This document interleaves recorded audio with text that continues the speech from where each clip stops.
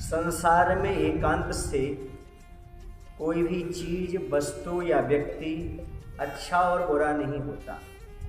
परिस्थिति के अनुरूप अच्छा और बुरा हो जाता है। चाहे सुख हो, चाहे दुख हो, चाहे धूप हो, चाहे छांव हो। एकांत से कोई चीज बुरी नहीं होती।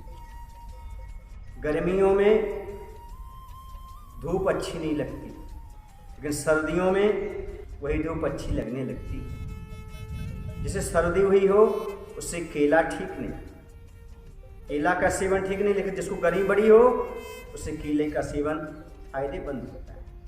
इसी प्रकार से बंधु, संसार में एकांत से कोई अच्छा बुरा नहीं होता। अनेकांत लगाते हैं तो कहीं कोई अच्छा होता है, कहीं कोई अच्छा होता है, कहीं किस अपेक्षा से बुरा हो जाता है, कहीं किस अपेक्षा से बुरा हो जाता है। और जैन दर्शन की ऋण यदि कोई है तो अनेकांतवाद और शादवाद है। एक वस्तु में अनेक गुणधर्म पाए जाते हैं, उस दृष्टि से उन अनेक गुणधर्मों को स्वीकार करना सो अनेकांतवाद हुआ करता है। एक कहानी है, एक बार की बात है। शनि और लक्ष्मी दोनों की आपस में चर्चा हो गई और वाद विवाद बढ़ गया, और बार बार यहाँ तक बढ़ गया कि शनि कहता मैं बड़ा हूँ और लक्ष्मी कहती मैं बड़ा हूँ। दुनिया लक्ष्मी को मानते हैं, लेकिन दुनिया के लोग शनि को भी मानते हैं। कोई शनि के उपासक होते हैं, कोई लक्ष्मी जी के उपासक होते हैं। दोनों की अपनी अपनी बातें चलती गईं। एक भारत देश की ही बात है, ये पौराणिक घटना है। एक नगर सेठ रहते थे, उनके पास लक्ष्मी जी पहुंच गई, शनि पहुंच गए और उन्हें कहा ये बताइएगा सेठ जी कि हम दोनों में से कौन अच्छा है और कौन बुरा है। सेठ जी ने सोचा भाई शनि को हम नाराज नहीं कर सकते और हम लक्ष्मी जी को भी नाराज नहीं कर सकते, बीच में से कोई तरीका निकालना चाहिए। हम तो बीच में फंस गए, एक तरफ कुआ, एक तरफ खाई, बीच में श्रावक भाई।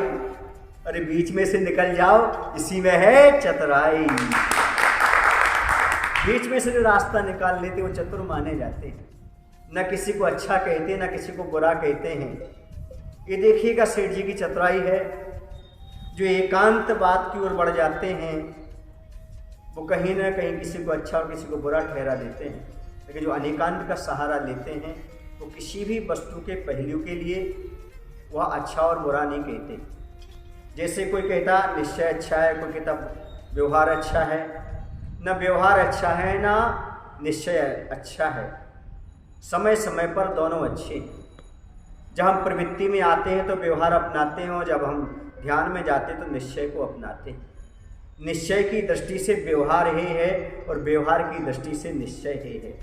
ये दृष्टिकोण अपना लेंगे, विवक्षा लगा लेंगे तो कहीं भी किसी भी प्रकार से हमें दिक्कत होने वाली नहीं है। लेकिन व्यक्ति एकांत की ओर बढ़ जाता है, सापेक्षता को छोड़ देता है, इसलिए हमेशा झगड़े और विवाद उत्पन्न होते हैं। इन दोनों के झगड़े को निपटाने के लिए सेठ जी ने बहुत अच्छी युक्ति अपनाई और अनेकांतवाद अपनाया। उन्होंने कहा वो सामने पेड़ दिख रहा है ना, लक्ष्मी जी, शनि देवता, तुम दोनों उस पेड़ तक जाओ और लौट करके आओ, तब तक मैं निर्णय कर लूँगा कि कौन अच्छा है और कौन बुरा है। लक्ष्मी जी और शनि देवता दोनों के दोनों वृक्ष की ओर बढ़े और लौट करके आ गए। तब दोनों उत्सुक थे, लक्ष्मी जी भी उत्सुक थी, शनि भी उत्सुक था कि किसको आखिरकार ये अच्छा बोलते हैं सेठ जी।